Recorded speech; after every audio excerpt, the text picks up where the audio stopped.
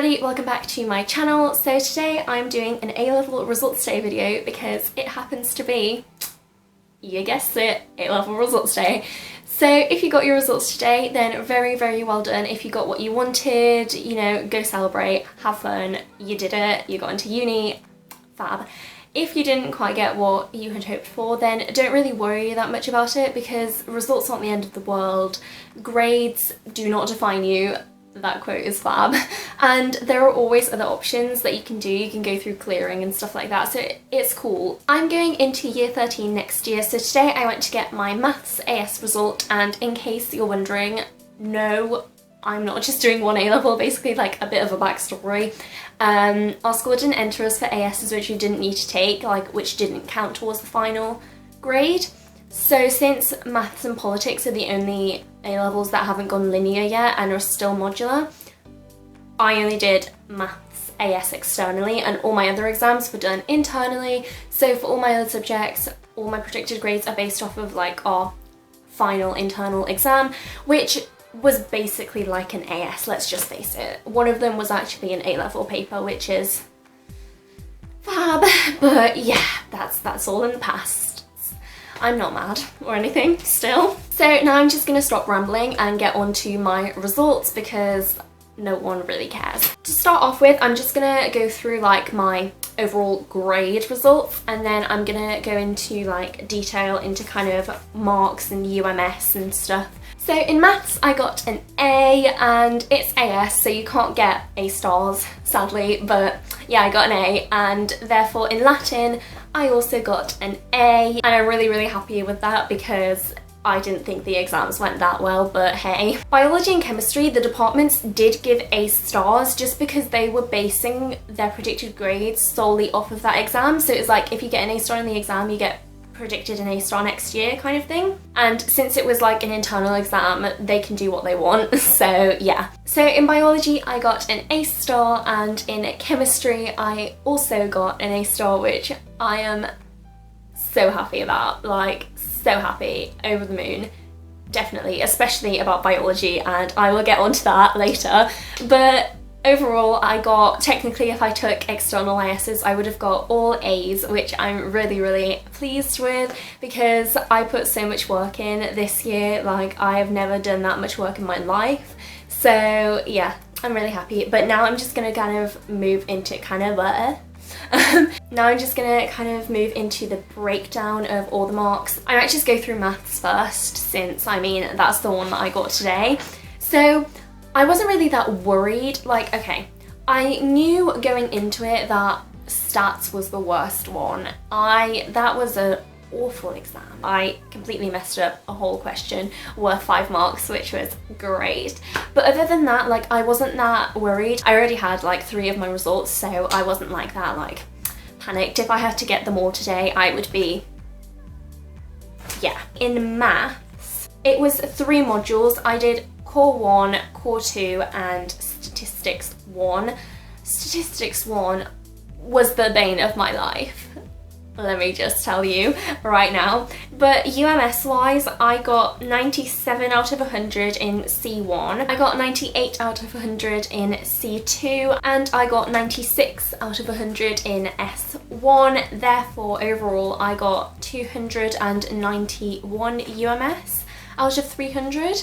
I kind of want to know what actual marks I got, but I'm guessing like the converter might come online soon, maybe, so I can like figure out what marks I actually got. But I am actually really happy with statistics. Like, I didn't think I would get that high of a mark. It means that like I have a strong base to fall back on when I mess up all of the modules next year, so it's fab. I'm actually so happy maths is still modular because if it were linear I would die. So just kind of talking about the exams themselves, those marks definitely do reflect how I would have placed the exams in order of like how well I did, or how well I thought I did, because I definitely thought that C2 was my best one and that S1 was my worst. So that is actually, I was quite right with that.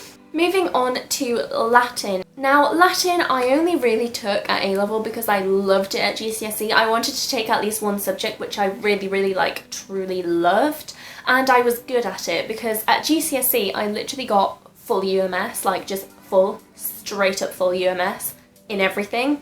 So I was just like, okay. So I took Latin, and let me just tell you, it's a lot harder at A level. But with regards to the AS, we have two papers. We had a language paper and a literature paper, kind of similar to English. So in the language paper, it's basically like a translation just from Latin to English, worth like God knows how many marks. Actually, it's two translations. I forgot. It's two translations from Latin to English. One of them's like quite like an, I would say, easier passage. It's quite like a translatable one. And then one of them is like Cicero. If you don't know who that was, he was like a lawyer back in the Roman days. So the passages that they give, he wrote like back in the day, which means that he kind of missed out certain words or joined words together, used like big complicated words or sentences. His sentences are literally like all over the place. Like there's a word on one line and then the other word that goes with it is like on the next line down, and it's only like 5 lines long. So you can see my struggle. So in the language paper, I got 92 out of 100 as a raw mark, which was an A, which I'm actually quite happy with. I kind of think I could have done better. Again, I definitely need to work on learning the vocab as I go along for year 13, because we had vocab tests, but I would just learn it and then forget it. And then at the end of the year, I had to like cram the whole vocab list. It was just not a good idea. So this year I'm gonna try and just keep on top of all the vocab, and I'm gonna try and learn the grammar as well, because at GCSE you could get away with not learning the grammar, but at A level, nah mate. So the prose and verse literature paper.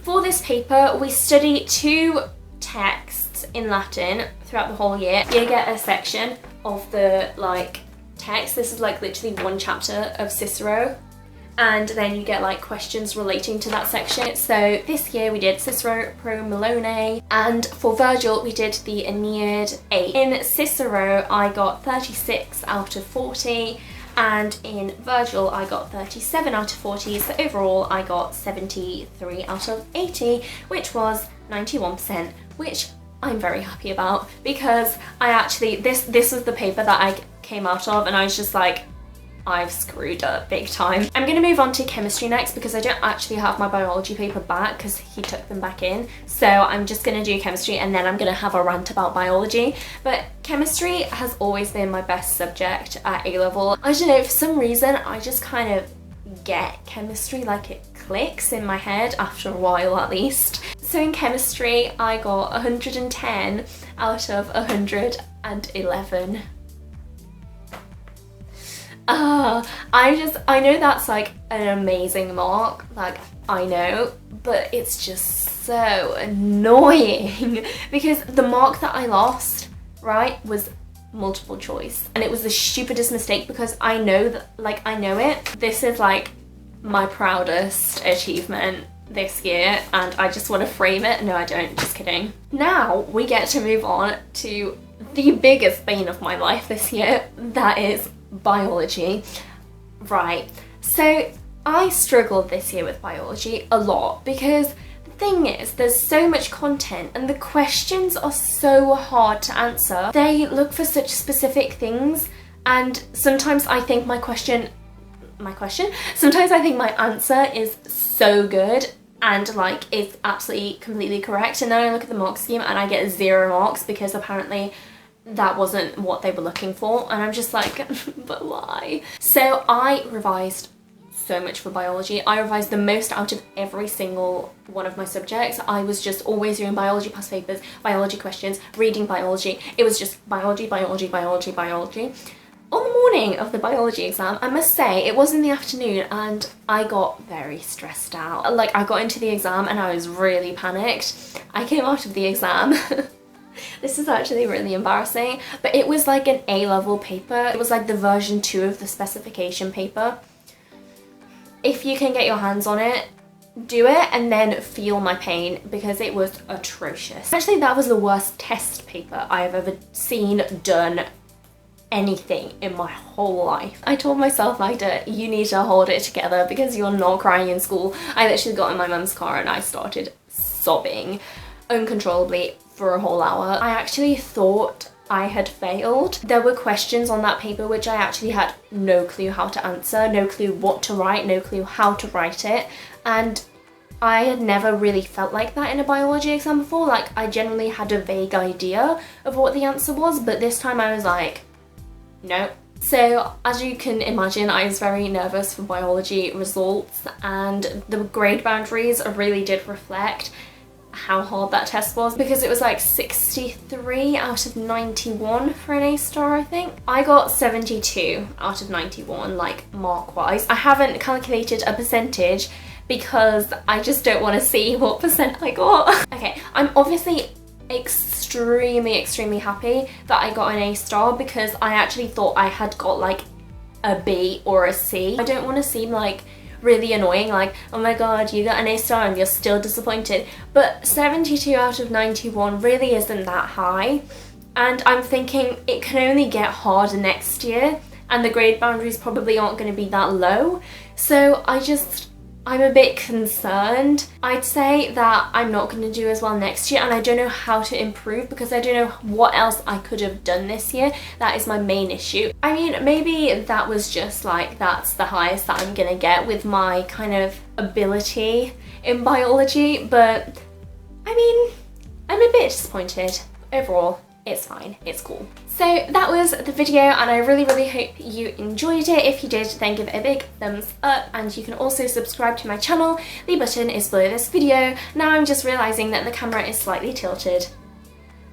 I'm not refilming this, by the way. You can also follow my social media. All of the handles, I got it right this time, are down in the description box, and I will talk to you in my next video. Bye! Oh god. I actually can't say bye to save my life.